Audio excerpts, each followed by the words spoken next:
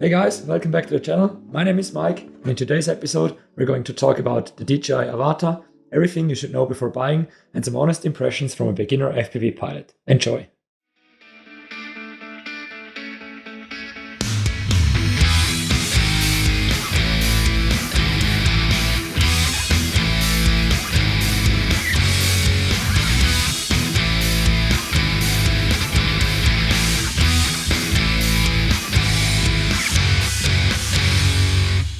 First, let's talk about the bits and parts you get when ordering your Avata.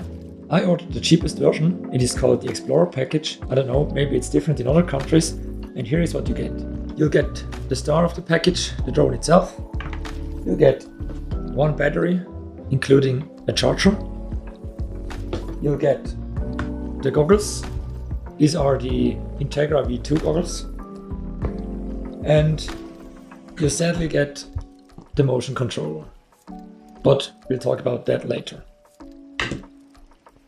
Furthermore, you'll get the charger for the battery, you'll get another headband for the goggles, and you'll get some spare probes. That's pretty much all there is.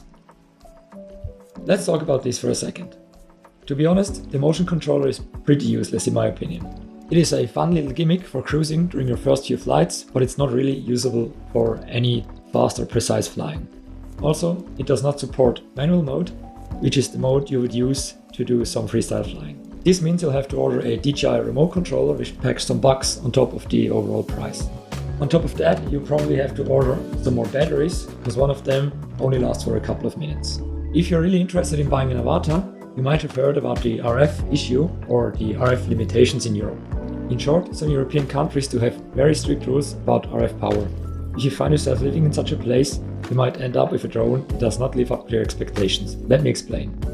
If you live in America, you probably get the full RF power version, which supports flying close to a mile away from your goggles, without any noticeable drop in quality. If you are located in Europe though, you'll probably end up with a limited RF power version, which limits the radius in which you can fly dramatically. I'm living in Switzerland and I watched 1,000 videos of people flying the drone in America, and I was stunned by how much distance they could achieve. As I then used mine, I quickly had to realize that the maximum distance I could achieve was closer to 200 meters or a little bit over 1/10 of a mile. If you fly straight up, you're probably going to achieve 500 vertical meters. If you fly close to the ground, the connection sometimes cuts out just before you reach 100 meters. This problem worsens exponentially if you are flying inside of a forest or close to buildings. 5 or 6 treetops will cut your feed down to 2 megabytes per second, and the feed will cut out and it's practically unflyable. Well, I don't know if you could buy a drone from America and import it into Switzerland or any European country. I sadly don't have enough money to try this, but I think it would be worth a shot if you're ordering one. Just be aware, if you're living in Europe, you might not expect how fast you can reach the maximum limit and the drone feed cuts out. Let's go over a few specs. The drone comes with a 4K camera that supports 30 to 60 FPS, and if you dial down the resolution to 2.7K, you can get up to 120 frames per second. Its weight is close to 500 grams with a battery installed, and its maximum speed in manual mode is close to 100 kilometers per hour or 60 miles per hour. Now, a battery can last from 18 minutes to only 5 minutes. This is heavily dependent on how you fly the drone. I was in Spain recently and I followed my buddy with his enduro bike. The battery only lasted for 6 minutes at best. Yeah, I guess these are the most important information for any beginner. Let's move on. I have had some other DJI products, mainly the DJI Mini 3 Pro, but otherwise I didn't have any experience in flying drones or FPV in general. Despite the internet told me to use the flight simulator at first, I decided to start the drone in the middle of a field on top of my car. At first I left it in normal mode, which allows the drone to move forwards and backwards, left and right, and rotate along its vertical axis. The drone always levels the camera and is very stable. If you let go of the sticks, depending on your throttle stick, the drone will slowly rise or sink. I tried to fly around the car, pointed the camera at me, and it was very simple. After a few minutes, I switched to sport mode, which is exactly the same as normal mode, but everything is a little bit more agile and fast. Sadly, I only had one battery at the time, and I drained it pretty quickly. The best thing was, as soon as the battery reached 20%, the drone told me it would land back at the home point. I denied that and flew further away, and at some point, I believe it was like 8% of battery left, the drone started to sink very slowly and landed just perfect. Manual mode, which is only achievable with a remote control, is the mode where you can do flips and macro.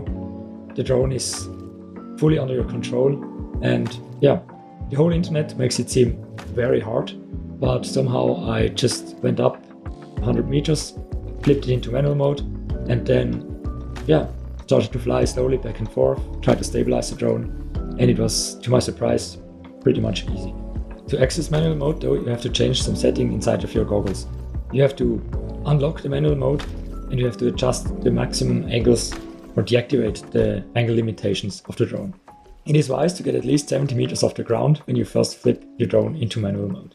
You'll get the hang of it very quickly, as long as you don't fly very close to the ground or don't try to shoot gaps and windows at high speeds. Let me talk about the good stuff first. I love the simplicity of the whole package. It is easy to fly, it has a ton of safety measures that might save you a few $100, and it's very beginner friendly. The camera is quite capable as well. If you use the DJI-like profile, you can color grade your footage pretty easy. Another thing that I like about the drone is its sturdiness. I've had a few crashes and it survived them no problem. Where there is good, there is also bad, and this drone has a few flaws. The worst part, in my opinion, is the RF problem. It is just very limiting in distance you can achieve, and all these beautiful TikTok shots are just straight impossible. Further, if you switch to sport mode, the drone is limited to half the speed of manual mode. This means you can only go about 50 km per hour or 30 miles per hour. In a simple scenario where you would track a car, it's not achievable in sport mode. Even though this is the mode where the camera is stabilized, everything is like on rails and the drone flies perfectly straight. Another very annoying thing are the internal safety measures that prevent you from having fun if you let loose. Don't get me wrong, you can do flips, you can do rolls, it's not a problem. But you have to do these maneuvers kind of fast. If you do them slowly, the drone sometimes gets some internal error and stabilizes itself, gets out of manual mode and hovers in the air. I've noticed this happening mostly if I'm flying forward and try to rotate along the forward axis. It doesn't happen often, but it always happens then when you least expect it, and it might ruin your shots for you. Last thing, the drone cannot take raw photos. I see that there is no general need for that, but in my case, I will not have to carry my Mini 3 Pro and the Avata. You might ask yourself, what about crashing? I'm kinda surprised on how sturdy this little thing is. I don't have footage of all the crashes I had, but let me tell you, there were a few. In the beginning, the crashes were pretty harmless. I just touched the ground sometimes and the drone bounced back up. I then tried to fly in my local forest, got a little bit faster and hit some small little branches. The drone did stay airborne, no problem. Soon enough, I found a place where I could learn to shoot some gaps. There was a small little metal triangle, as you can see here, and I hit it very slowly in the beginning, but then, I don't know, something took over and I hit it pretty fast, but the drone flipped a few times and was perfectly fine. There was another one happening in the forest. I just didn't see where I was going, and yeah, it escalated pretty quickly, but the drone was fine as well. The last crash is probably the hardest. It happened in Spain, on top of a mountain. I pretty much gunned it full power and hit a treetop with like 60 miles per hour. And surprisingly, the drone, flew through the air. Nothing happened. It was perfectly fine. There is one really annoying thing, and I might even say it's kinda dangerous. You simply cannot stop the propellers if you want to. In the menu, there is a function that allows you to put both sticks bottom inside, and after 2 seconds the drone should disable. This did not work at all. We've had this problem multiple times, and it's kinda dangerous to go close to the drone and try to flip it when the propellers are roaring full speed. But eventually the drone will turn off on its own if it detects a crash. But sometimes it takes a while. In this case, up on the mountain in Spain, it was roaring for at least a minute. Final conclusion time. I am very happy with my purchase. It is very suitable for my standard use, even though sometimes I flip a switch inside my brain and go full psycho mode. Only then I hate the limited range and the internal safety measures, but that doesn't happen all too often. If you are looking for a drone to shoot some beautiful scenery, have an amazing amount of beginner safety features, and great package all in all, this is the drone for you to get, and you'll have fun hours on end. If you want to do some freestyle though, you'll reach the limits pretty soon and you might get disappointed. Yeah, that's all there is to say about the Avata. It's a really cool drone. Let me know if you have any questions, if you have one, your opinion. Thank you for watching. See you next time. Bye.